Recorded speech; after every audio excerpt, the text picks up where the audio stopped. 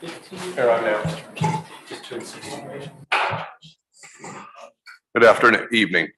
Time being 7 o'clock on Monday, August 8th, 2022. I'd like to call the regular scheduled council meeting of the town of Copper Canyon to order. If you'd all please stand and face the flag and repeat after me. I pledge allegiance to the flag of the United States of America and to the republic which stands one nation under God, indivisible, with liberty and justice for all. Honor the Texas flag. I pledge allegiance to thee, Texas, one state, under God, one and indivisible.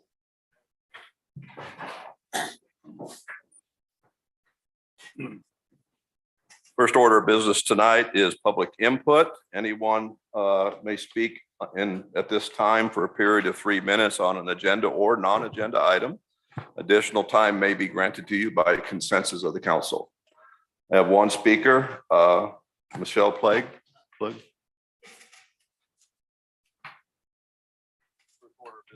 It's Paquet. Okay, I'm sorry. It's I'm not okay. good with names. It's okay. I am precinct chairman for 3157, which is part of Copper Canyon. So anyhow, what it came about today, because I am precinct chairman and I'm starting to go to the meetings, I'm finding out lots of things that I really never wanted to know about. But anyhow, I'm not sure how many people know, and I do want to thank y'all for everything y'all do. I really, really do. The shops at Highland Village, 563 apartments. There is and I didn't get prepared for this, I'm sorry. I do have a lady, Rhonda Hurst, that is a civil engineer that knows all the ins and outs of this. She can present a program if that's what the town would so wish. You can't imagine the traffic that's going to happen on that corner. It's already getting pretty bad, but it looks like at this point, it's probably going to go through. So the main thing that I just wanted to say is there is a website. It's info@stoptheshops.com. And there is a petition that people outside of the city of Highland Village can sign. So every resident in Copper Canyon or Flower Mound can sign this petition. And I just really wanted to bring attention to it because I don't want that there. I have no idea where they're going to put a 4-story parking lot. Thank you. Thank you very much. Next item is staff mayor's report, council report. I have several things here, just briefly, if I could. First of all, I'd like to report on the work session of July for those that did not attend or who that's listening. And the council, it was a very productive work session. In the next few months, there's several things that's going to be coming out to council for approval that's overdue for change or attention. We're looking into the Airbnb issue, how we're going to deal with Airbnb. So we do have that issue here. Also, event centers types that's popping up for weddings and et cetera, that's interrupting neighborhoods, et cetera, and how to attach an ordinance to it to prevent it. So that'll be coming forward. Councilmember Johnson is working on a code of conduct. This code of conduct will basically keep council from going rogue. And if they do, they have to answer to the rest of the council. So that's coming forward here real soon. We're also looking at town center and the value that, when I say town center, that what the balance of town center is over on 407, and the value of it still being a town center, whether it's has any real value to it at all, or should it just become zone property and move forward because of how little is left there. We'll see where that goes. There's some drainage, a lot of drainage projects that were talked about. We have some good news on one tonight that we hope works out. And we also talked about a lot of property that we knew was in play for development in Copper Canyon, a lot of the 2-acre zoning property. And as no sooner as that meeting ended, like the next Monday, we get 2 proposals for 2 developers to come in with proposals on 2-acre, currently 2 acres, zoning on the Garrison property and the Ani property, which is total of almost 100 acres, I believe. So that's potential development that we have to deal with. So those are things that is happening here. Also want to let you all know that Carter Blood Drive on Friday, August 26th at 8 a.m. to 1 p.m. here at Town Center will be going on. So if you want to donate blood, please come here and do that. Also, I'd like to recognize and thank Paula Castillo. She's here tonight. She wasn't supposed to be. Chairman of the Neighborhood Watch Program arranged the CPR class here at Town Center. It was very well attended. I believe there was like 30 people. It was on July 16th. Denton County Emergency Services came out. They trained everybody. It was quite a success. Out of that, suggestions were to come back and put in AED, which is external defibrillators in Town Center now. So we are going to purchase those, or one, I believe. So we have it here in case it's ever needed. But I want to thank Paula for arranging that. She's done a great job with Neighborhood Watch and also this. She's a great volunteer. And this, the whole town functions on volunteers here. So yes.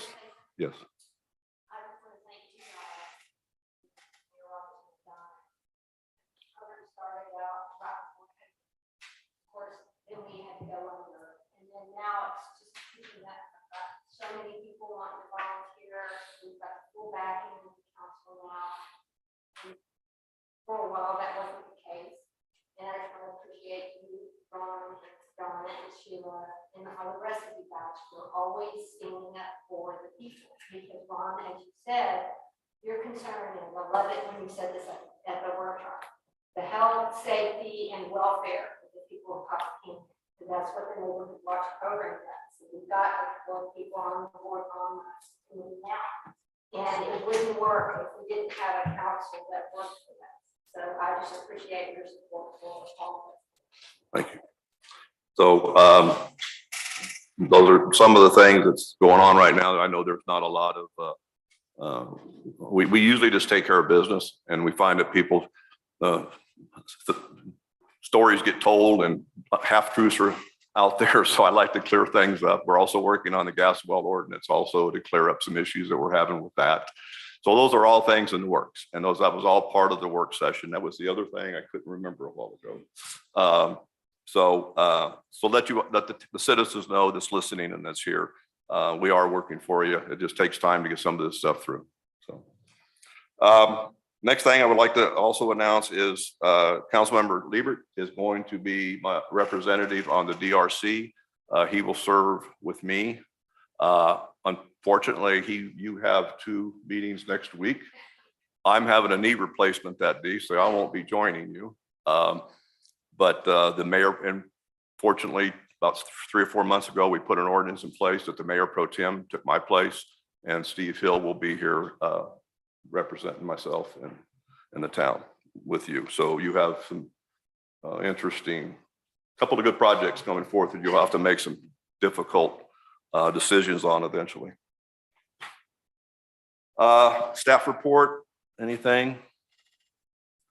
No, just the reports in there. Town engineer, I know you have a report tonight. So, You and Mandy, or? yeah, I was just going to say that as part of our workshop recently, there were some questions on the purpose and need of the master drainage study. And so we went back, we looked at just kind of putting together something more formal to help present why we're looking at this and if it's something that the town wants to proceed with. So Mandy will be here to present and kind of go through it. Good. All right. Good evening, Mayor and Council. I'm Mandy Clark. I'm with Tignall and Perkins. I'm the Director of Water Resources. So I'm going to walk you through, if anybody in the audience doesn't have a copy of the presentation, there's some available. We don't have it on the screen, but I'll walk through it. So I'll just start with slide 1. So we've recently completed the Poindexter Branch Drainage Study and the flood management strategy. So I came and I spoke to you about the Poindexter Branch results about a year ago today. And then the flood management strategy, I came in May and we walked through that. So going to slides 3 and 4. Just a broad summary of each of those documents. The flood management strategy is an overview of Copper Canyon's drainage issues and practices. It listed some potential problems, used some of the results from the Poindexter study to identify those projects. We took a look at your ordinances and regulations and did a little checkup on them. They all looked real good. Routine practices, how are you keeping your culverts clean and your ditches clean? How are you handling routine drainage maintenance things? And then it had an action plan within it. And then the Poindexter Branch study was very specific to Poindexter Branch Creek that runs through the middle of town. The scope of that project, we mapped the floodplain, we identified problem areas and gave you some conceptual solutions. So if you remember, for some of you that were here, we had the 3 main bridges. You had the Chin Chapel Bridge, the Estates Bridge, and the Meadow Drive Bridge. And there were various permutations of those bridges and channel improvements or home buyouts or a detention pond. There were several options there. So I was going to talk tonight about the action plan that was within the flood management strategy. So that's the next page, slides 5 and 6. So there were 4 main action plan recommendations within the flood management strategy. A master drainage study and plan that would lead into a drainage CIP, a drainage capital improvement plan, Poindexter Branch letter of map revision, and the stormwater utility fee analysis. So tonight we're going to talk about what the scope of the master drainage plan study would look like should you so choose to do that, to proceed with that. So we've given, next slide 7, we've given the staff a proposal for a kind of a 2-phased approach. The phase 1 would be looking at your localized drainage concerns. And I'll talk about the difference between that and creek drainage here in just a second. And we had estimated $77,000 for that. And then phase 2 would be studying the remaining tributaries. So Poindexter Branch isn't the only creek in town. And so looking at what is happening along that, we did receive some complaints along the other tributaries as well. And then erosion evaluation. So I'm going to start with phase 1 and talk about the localized drainage concerns. So I'm on slide 9.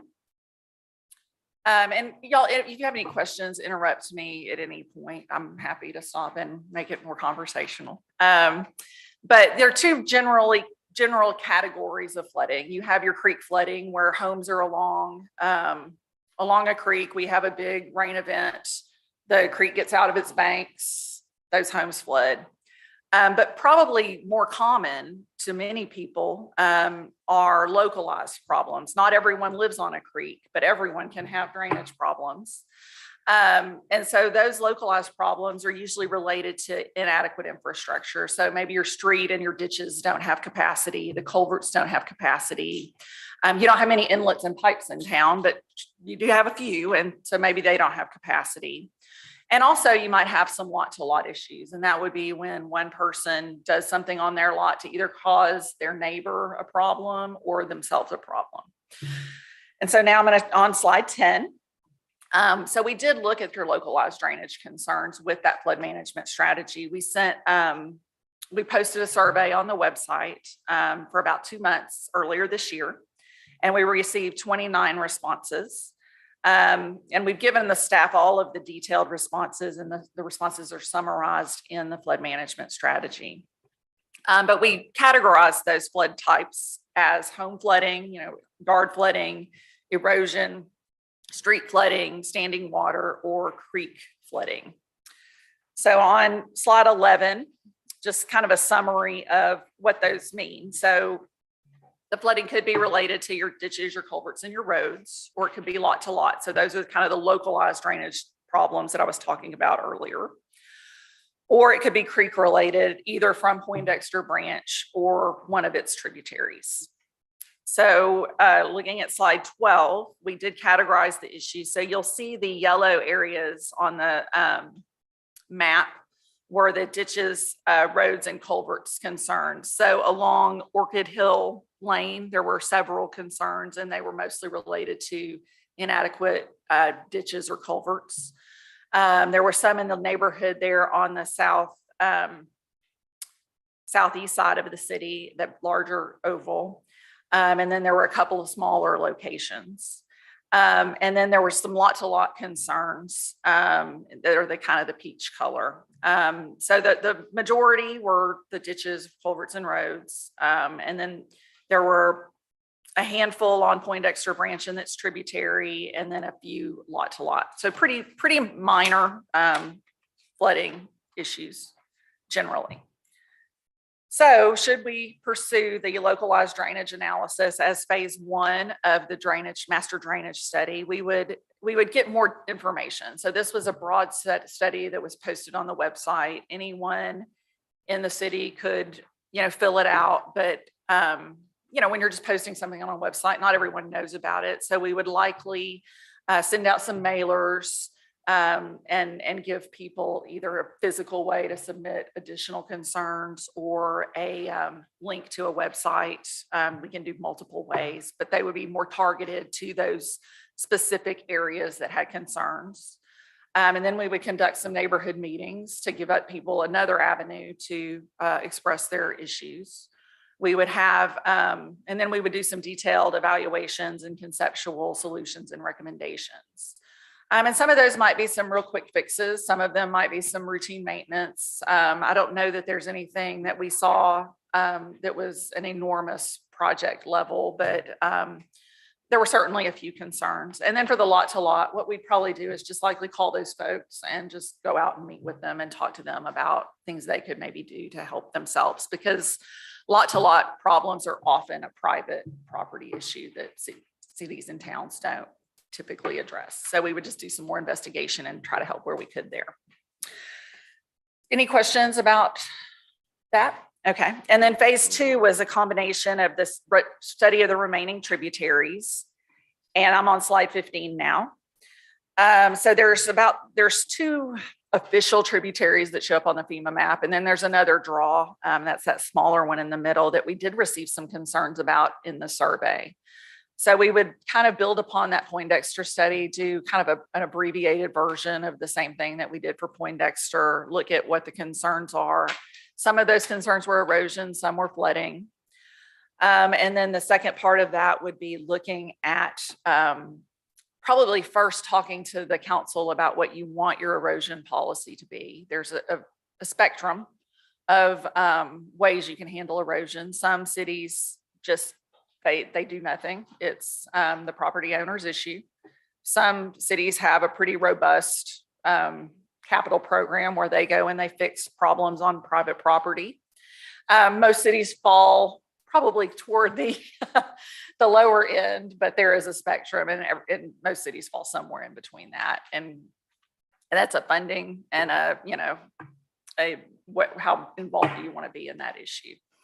And then, depending on what council's direction is, we would do a more detailed evaluation. So we did do some erosion evaluation with the Poindexter study, but it was at the intersections primarily. We also just looked at velocities within the creek where you might have some erosion, looked at maps. We didn't walk the channel and do a detailed in-depth analysis. So that would be that part. So next thing is why would that all be important? So the first reason, I'm on slide 17, would be it provides a comprehensive picture of the drainage concerns in town. Then you know what you've got. Because right now you kind of know what you have. You have the Poindexter study and you have the survey that we did, but you would have a deeper dive into that to know where they all are. You'd have a basis for establishing a formal drainage capital improvement program. And that would help you assist with identifying projects for grant funding so that when opportunities came to you, you would have kind of a ready to go, you know, how much it costs, you know, where it is, what it is. It would help in applying for those grants. And it is also funded, I believe, your town administrator, Donna, had, we had talked about using those coronavirus local fiscal recovery funds to fund this study. And then I think there were some questions about what are some grant opportunities. And so slide 18, I know Donna's been working with the Denton County for a call for projects for the November 8th bond election. And she, I think we've submitted the Estates Drive Bridge for that. So that's an opportunity there. And that was the bridge that I think we identified as probably the one most in need from the Poindexter study. And then there's some state flood planning efforts that I'll talk to you about on the next slides. And FEMA manages a flood mitigation assistance grant program that's managed by the Water Development Board. And so periodically they'll have calls for projects. And then there's a hazard mitigation grant program that's managed by the Texas Department of Emergency Management. You do have an emergency management plan, which is a prerequisite that you do with Denton County. So the state has also, on slide 19, started a new initiative. So in 2019, the legislature authorized the Water Development Board to prepare a state flood planning process. And so something interesting that I learned in going to some kind of national floodplain conferences is that many states have a really strong state floodplain manager. And everything flows from that state floodplain manager to the municipalities. Texas doesn't have that. Every city manages its floodplain as they so choose. The North Central Texas Council of Governments has some regional, planning. The Water Development Board has some regional planning, but there's really not an overarching state plan. And so in 19, I think the legislature identified that as an issue and said, hey, let's get this going. And so they have a floodplain plan that's required to be prepared by 2024. So they're in the middle of preparing it now. So on slide 20, you'll see that we are a part of the Trinity River watershed. And that goes from, it's a big watershed. It goes from Gainesville down to the Gulf of Mexico. So it's big. And you can see the star is Copper Canyon's location. But it does include a list of potential projects for individual consideration that once everything's adopted, that would be kind of recommendations for future funding. Right now, there's a study on there that's references Poindexter. I think we will submit comments on October 10th to make that more generic or pick some projects that you would choose. If the Estates gets funded by the county, then maybe we pick something else. If it doesn't, we put that on there. And there is an open house on Wednesday, August 31st, if anyone's interested in attending that and finding out more details about that. And then the draft report is posted. It's a new document that was posted recently, and I've given you the link there. So potential next steps would be to continue working with the county to include the Estates Drive Bridge on their bond list, to submit comments on that Trinity Regional Flood Plan to give a better list of projects that you might need to include there. But those won't happen in the near future. That's probably a 2-year out before they even start making decisions on that. But it would get you kind of in the queue for some project funding there. And then, and to begin the master drainage study, if that's a direction y'all want to pursue. And that would prepare you for your future CIP grant opportunities and development of, funding sources, however you wanted to do that. So that concludes my presentation. If you have any questions, I'm available. Chris, did I miss anything or you? Okay. Just to follow through on the, it's in the budget tonight also, but on the Estates Bridge, which we talked about at the work session. I brought this bond issue up, I don't know, 3 or 4 months ago when I went after a mayor's meeting. I went to a Denton County and I was informed they were going to hold it. And I got with Donna. I told her we needed to see what we could get in it. And so Chris did a great job. So the Estates Bridge will be in that county bond election November 8th. It's a $1.4 million bridge.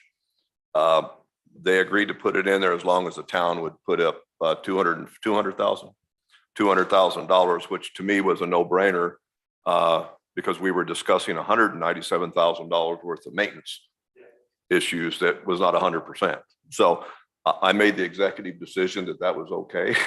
And hoping the council would support it. And so the money's in this year's budget, or next year's budget. If we doesn't pass, that money it goes back in general fund. So if it does pass, we're basically going to get a $1.4 million bridge for $200,000. So it was a good opportunity. Huh? 250,000. 250. That's what I thought it was too. So, okay. Any questions, council? Mindy? Mayor, I don't have a question per se, although referencing what you just said, I am glad to see that something's being done about the issues that the towns has been facing in the past concerning drainage. And I think it was a smart move to take action when we could get a lot of funding from the state or the county to help us. I think I was one of the ones last time who asked questions about the studies. And the fact is that we've done a lot of studies, and I understand the need for studying, but I also think that we should strive now. I mean, we all know we have drainage issues in the town, is to, with caution, continue whatever studies you might recommend that may be beneficial in terms of future funding, or at least understanding what issues must be addressed. My concern is that the original Poindexter Creek study had some solutions which were just outrageously expensive. And there's just no way that in our town budget, we could ever come up with that money. So from my perspective, that's not an issue we can address. I mean, anything that costs $13 million is most likely not anything we're going to be able to address. So let's try to focus on getting our studies done. And if this is beneficial, if the mayor and the council believes that adding this much funding to the studies to complete everything, then let's get moving and start fixing things and get things done so that we don't have these future drainage issues. I think that, in my opinion, it ought to be our focus. So could we clarify? I agree with Rudy that we're getting study, and I like to do. So the phase 1 and the phase 2, is it 70,000 plus 90,000, or is it 70 gets you to 90?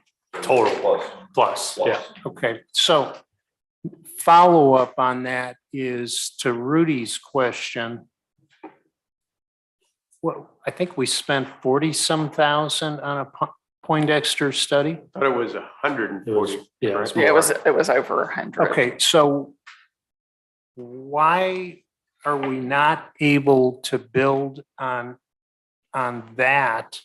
What is it that phase 1 and phase 2, in addition to 140,000, is going to get us? Donna? Yeah.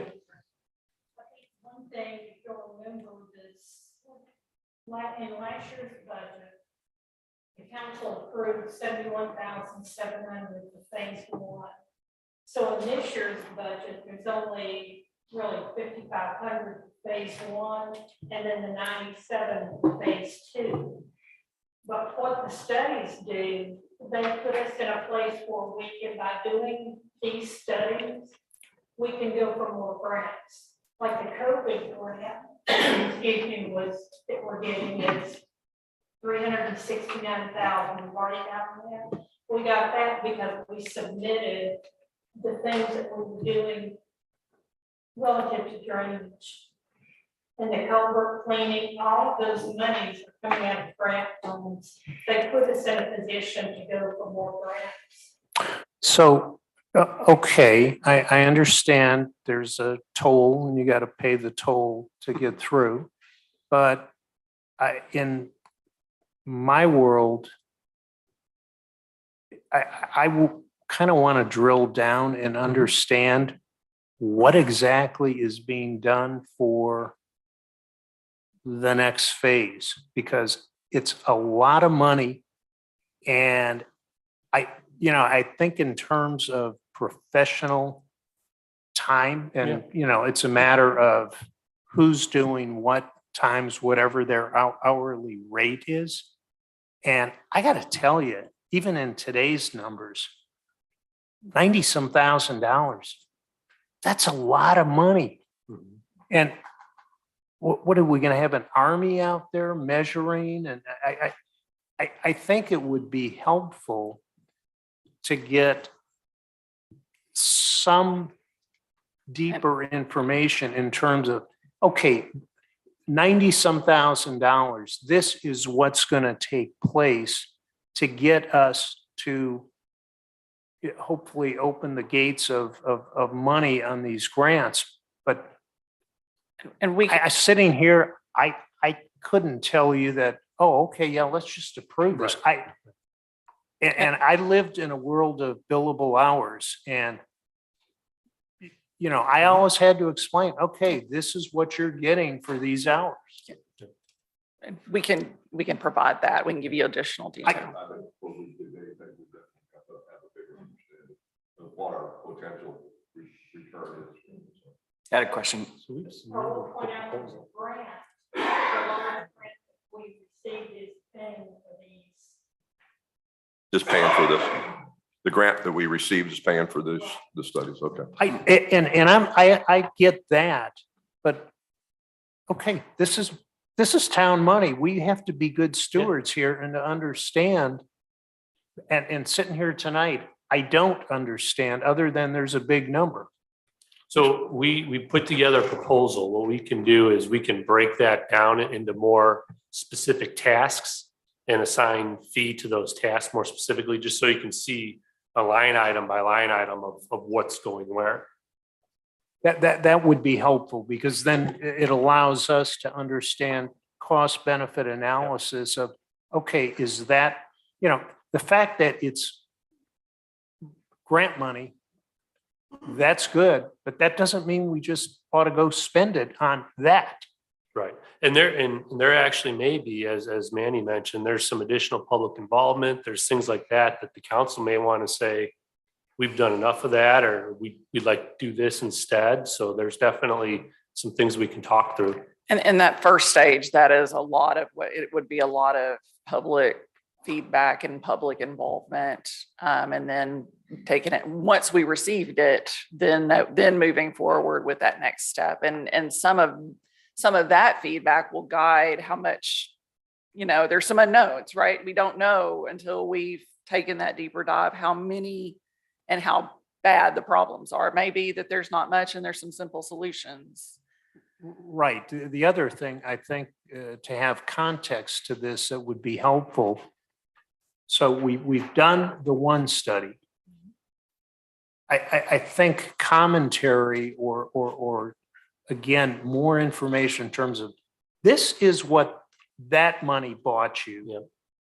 This next phase or phases, this is what's additionally going to buy you and why it's important. I mean, we are getting closer to answers, but we Yep. still have a ways to go. And we're talking collectively here, serious numbers.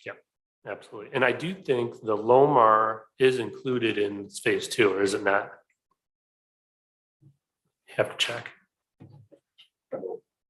If we were gonna move Chris, forward with Lomar. I think what we really need is a dashboard which can show us, this study bought you 10 things. The next study is going to buy you 15 things. Yeah, I think that something that might help you to understand where we're at as council members is, I need to be able to explain to a citizen that asks me, where did this $300,000+ go to, Right. Rudy? You voted for it. What did I get? Exactly. Because that's who we answer to. And these are the folks that elected us to represent them. And I think in a simple kind of man on the street, this is what you're, like what you just said, this is what we've gotten so far. If we spend this extra money, this is what we can get.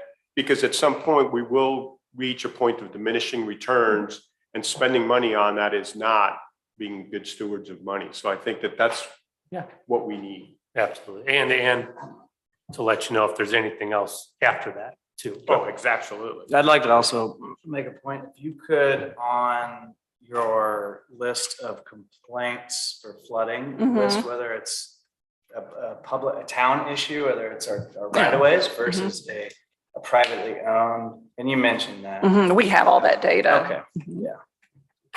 One of the other things I see, pardon me, one of the other things I see in here also is when I've talked to people such as what Rudy's talked about is people, they're concerned with their particular backyard situation. And they understand the big picture, but what they really look for is what's happening to them. And when I put myself in that position, then I can understand really where they're coming from. And I too want to make sure we take care of the town's money. We don't have a lot, we got a little, but we need to spend it wisely and choose wisely the projects we can complete within our budget and kind of prioritize them. Which one is the most important of the 6? And what can we afford of these 5 and 4 and break it down so we really, it's transparent for everybody to see exactly what we're doing and how we're getting there. We understand the numbers, but we don't really understand everything. Now, you and I have had a lot of discussion on the side. It's not, and that's my department of the council. But nevertheless, we still want to be where everyone can walk up and look at it and say, oh, I see what you're doing. And that's the way we want to present it, in my opinion. Good points, yes. And answering, I guess, maybe Councilmember Johnson and Councilmember Andrews' questions kind of in tandem. I think one of you mentioned, hey, we got these results from the Poindexter study, and the numbers were just, we can't even think about doing them.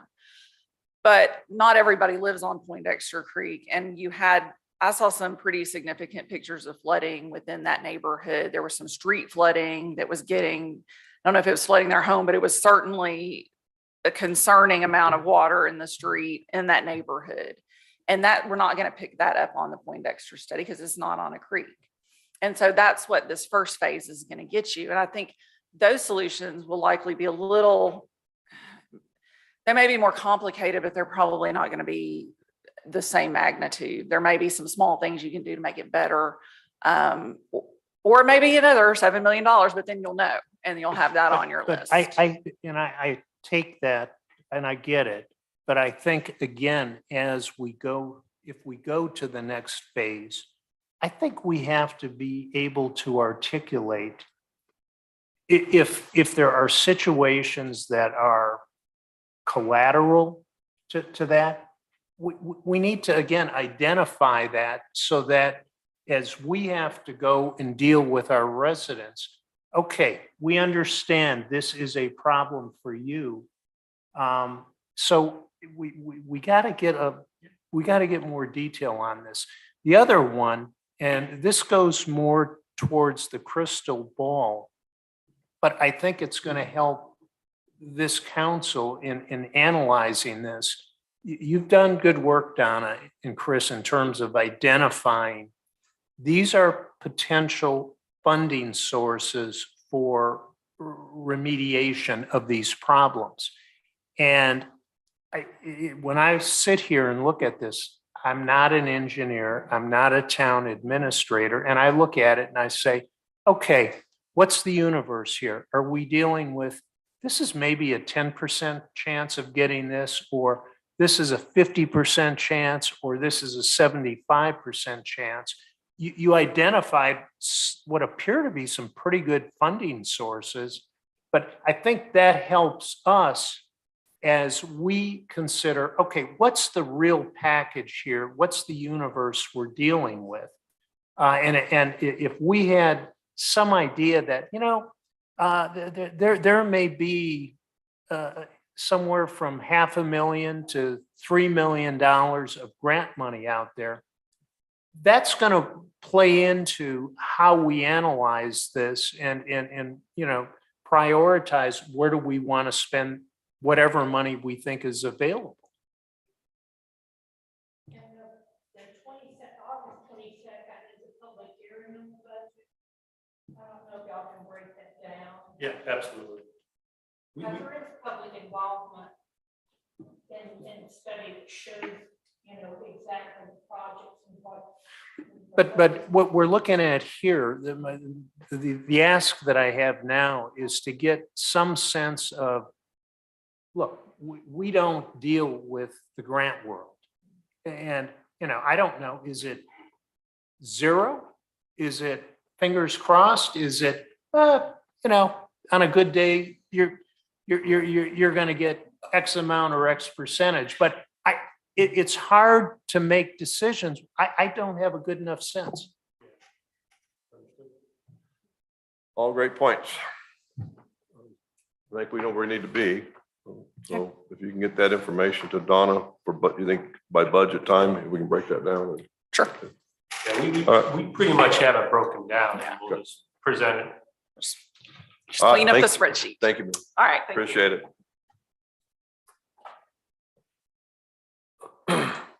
Next item is consent agenda. Any item on the consent agenda may be removed by any member of council for individual discussion or consideration. Council, you know, we didn't have a July meeting, so we have minutes from June and July also, and also the special warranty deed granting the conveyance of 0.39 acres acre tract of land in Denton County. This is, I believe, for the entrance. Is that correct? Yeah, the entrance to Williams.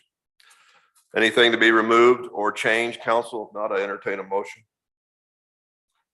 Motion to approve items 1 through 5 on the consent agenda. I have a motion by Councilmember Johnson. Do I have a second? I'll second the motion. Second by Councilmember Liebert. All in favor? Aye. Aye, unanimous, motion carries. Next item is discussion and consideration of taking action regarding proclamation 2201-08 declaring July 4th as the Woodlands Women's Club Day. So I'm going to go to the podium.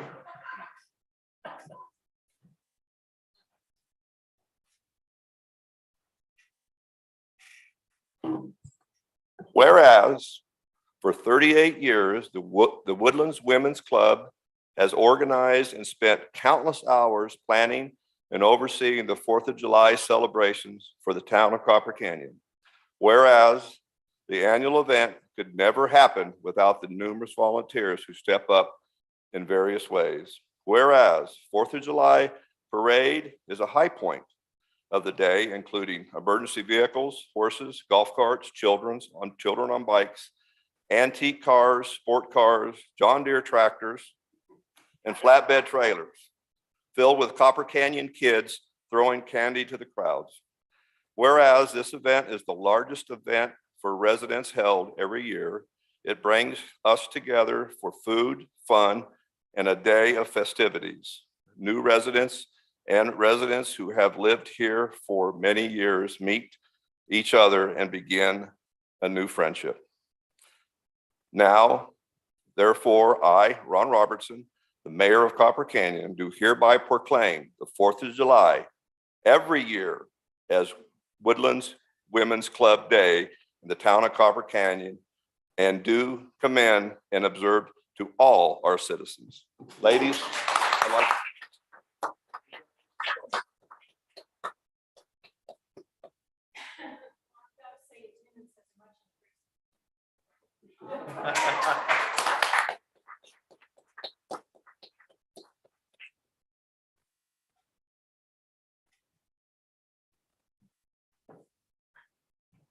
our towns like ours just do not function without volunteers. We don't have a lot of staff. We don't have people we can just pay. And if it wasn't for you and whoever makes the hot dogs and brings the water and does it all, you know, we appreciate everything you do. Oh, next item is discussion, consideration of taking action regarding the following account related items. Item A, council is moving from fiscal year 2021 excess revenue over expenditures of $596,520 to the town reserve funds. This is going into we're starting to build this future road fund that we're going to need, and we're doing very well at that. I drove Lantana Road today, and they're already taking out panels of concrete and replacing them because of movement. So that very well too can happen to Orchid Hill, Copper Canyon, Chin Chapel in the future, and we have no help from the county on that. That's ours. So that's why we need to build this fund and be prepared for these types of things. Upcoming funds from being used from the public safety expenses and closing the public safety reserve bank account and moving the ending balance of $115,714 to the town reserve funds. Also closing the Chin Chapel Road construction bank account and moving the ending balance funds from $142,670 to the town reserve funds. So these are cleaning up some accounts that we've had that we don't use. This money's just sitting there. The reserve fund, Chin Chapel, is not the new part of Chin Chapel. This had to do with Ladera phase 2. So this has been sitting there. I've been mayor for 3 years, so it's been there for 4 or 5 years, I guess. So all these are just clearing up accounts, moving these funds.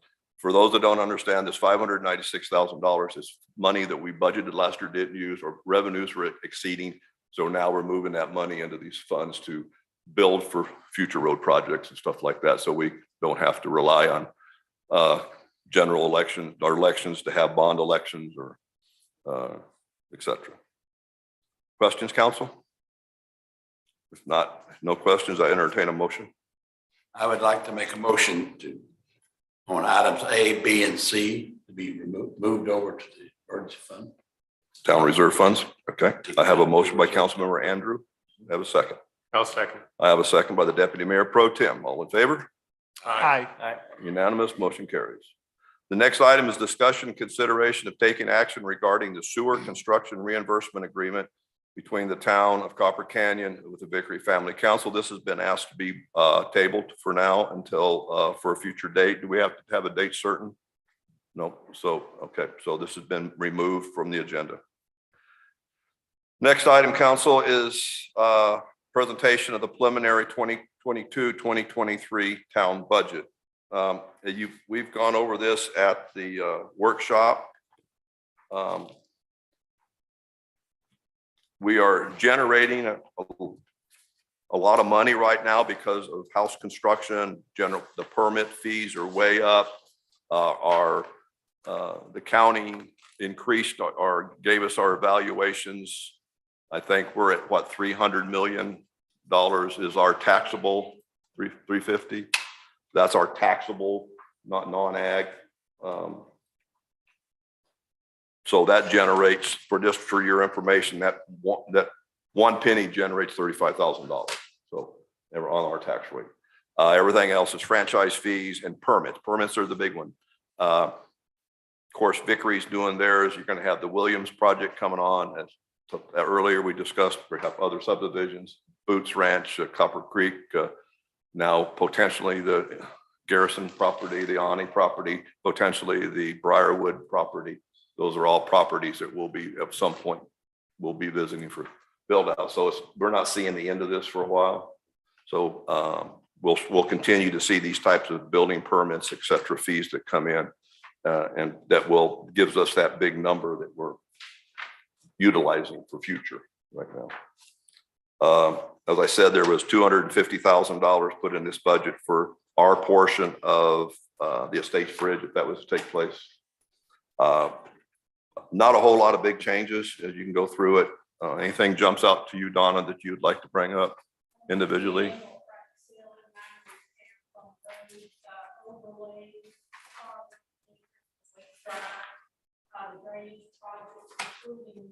Culvert cleaning for all the culverts going into the town roads and the estates culvert replacements.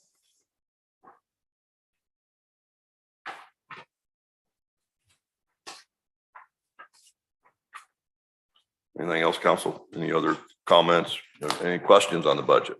I have a question, Mayor. If you recall from the workshop, I had requested that the council consider adding a third officer to our staff for the local patrols. And I happen to notice that on this budget, it does add a third officer in April of 2023. Do I have that correct? Yes, Could you, yes, I could.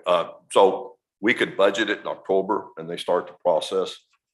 It'll be April before you'd even Right. get someone 'cause online. it takes time for them to It takes hire. time to hire if they were to get that person and bring them on. So we just did 6 months this year. If that's successful in hiring that person, the following year it goes into an annual. So basically, we're just not budgeting half of that person until that person is actually hired, trained, and brought on. Right, thank you. I really appreciate that everybody took to heart the fact that at some point, we're going to need a third officer to assist with patrolling the town, especially once Vickery gets more filled in. Now we've got them working on the south side of town across 407, which just adds to the complexity of law enforcement. So I'm really glad. I know that Captain Pena had indicated that it would take time to hire a person, a dedicated individual to join our team. He did, and one of the issues that we're having has just come up, and I think Councilmember Andrews ran into one of the, was it? Just to bring you up to date, and I hadn't spoke to any of the councilmen, I got a call from Larry Finch of the Sheriff's Department. Larry.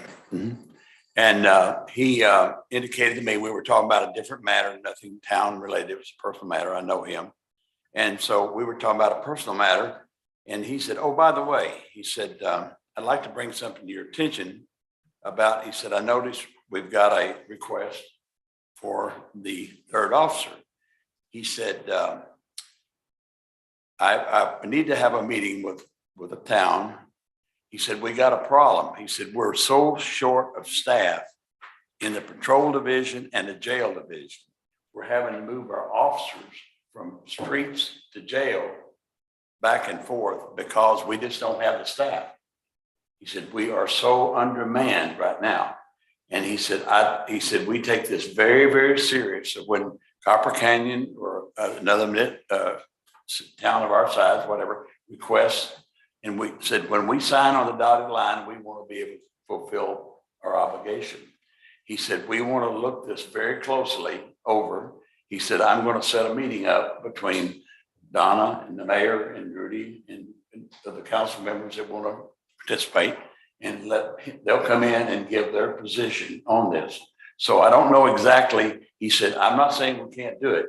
He said, I'm just saying we're really under the gun as far as is, that's not figuratively speaking, but in a situation where that may not happen as quickly as we would like to have it happen. And he said, it's not that we don't want to.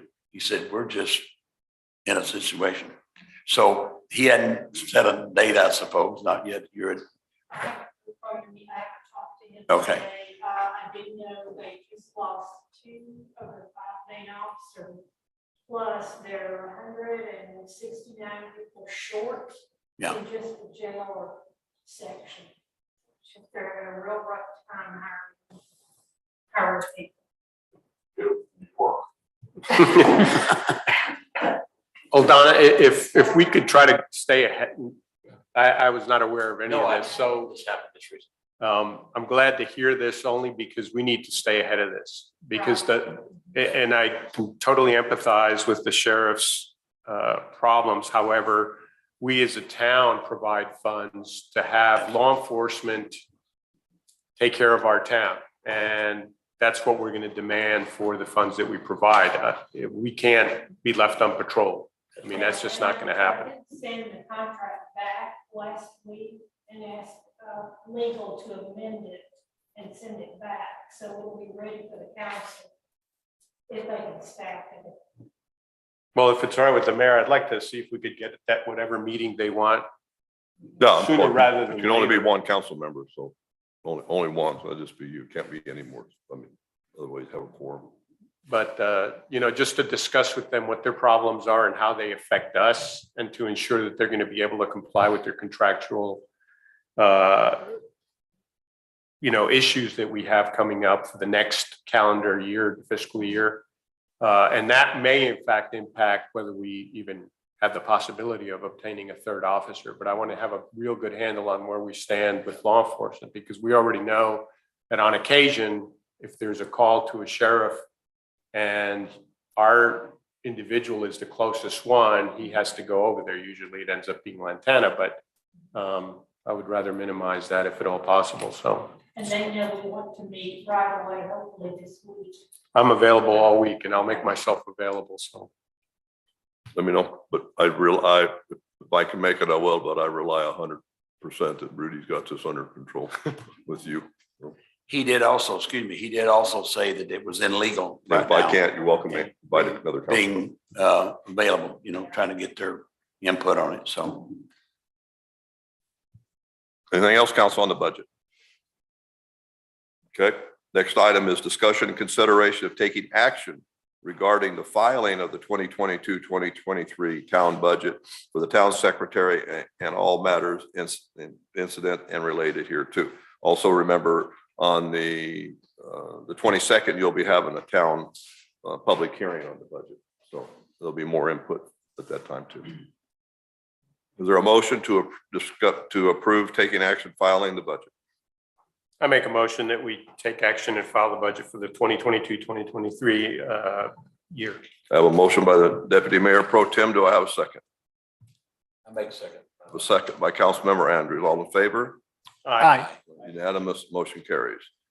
Council, anything to be put on the future agenda? I know there's some things coming forward soon, but I don't know where do we think we stand on code of conduct? Soon. Soon, okay. I don't have anything that I know of. If not, hearing none, time being 7:56, I would entertain a motion to adjourn. I have a motion by Councilmember Liebert. I have a second. Second. I have a second by Councilmember Johnson. All in favor? Aye. Motion carries. Unanimous.